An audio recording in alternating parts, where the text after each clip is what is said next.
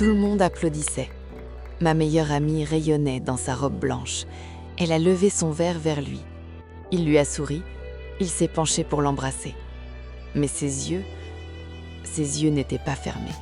Ils étaient fixés sur moi. Et j'ai vu ses lèvres bouger juste avant de toucher les siennes. Il n'a pas dit « je t'aime », il a murmuré mon prénom. C'était le mariage de l'année, un domaine dans le Luberon. Ça sentait la lavande, le vin rosé et la chaleur de fin d'été. J'étais la témoin de la mariée, Julie. On se connaît depuis la maternelle. Le marié, Thomas, c'est une autre histoire. On s'était toujours tourné autour. Ces regards qui durent une seconde de trop, ces blagues qui ne font rire que nous, mais on n'avait jamais franchi la ligne. Jamais.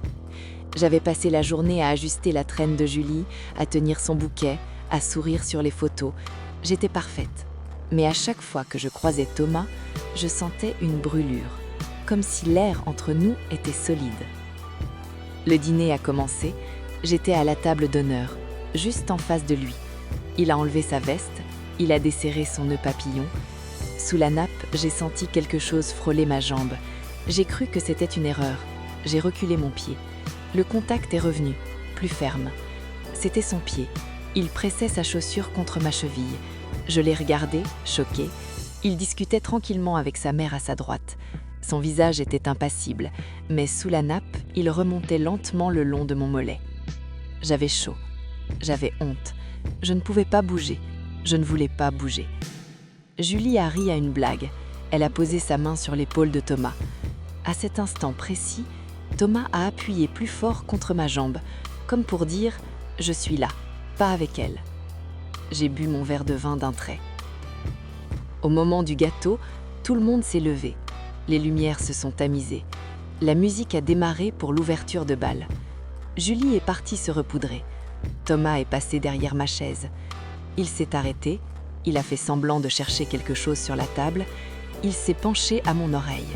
J'ai senti son souffle chaud sur ma nuque.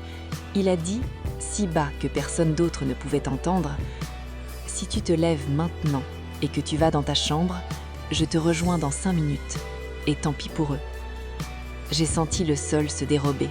C'était de la folie, c'était sa nuit de noces.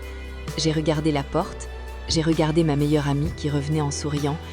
Je me suis levée et je suis allée danser avec le père de la mariée.